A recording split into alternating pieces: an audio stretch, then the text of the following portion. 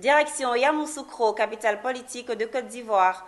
Les sénateurs de la Commission des affaires économiques et financières ont approuvé les crédits budgétaires du ministère d'État, ministère de la fonction publique et de la modernisation de l'administration, présentés par sa première responsable Anne-Désirée Ouloto, mercredi 4 décembre.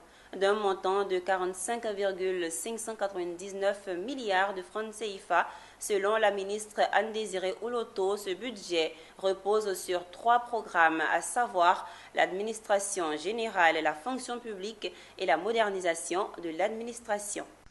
Après son passage devant les députés en novembre dernier, ce mercredi 4 décembre, Anne-Désirée Ouloto était devant les sénateurs pour défendre le budget de son département ministériel de l'année 2025, estimé à 45 milliards 599 millions 372 669 francs CFA.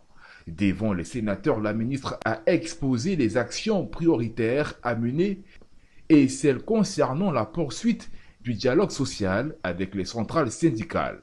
Ce budget repose sur 3 programmes, à savoir l'administration générale, la fonction publique et la modernisation de l'administration, incluant la continuation de l'implémentation de la signature électronique dans la délivrance des actes administratifs, l'enquête nationale annuelle sur la qualité du service public et la satisfaction des usagers clients.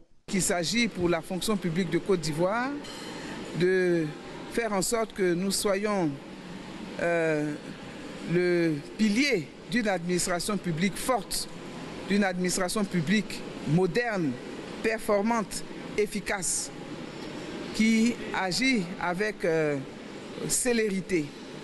Et c'est pour bien organiser, bien structurer toutes ces ambitions que nous avons également proposé un budget ambitieux, mais un budget réaliste qui prenne en charge donc les grandes contraintes du gouvernement.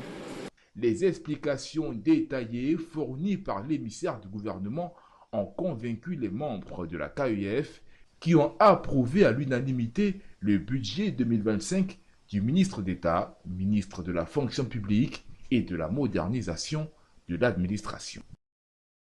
Ce temps d'information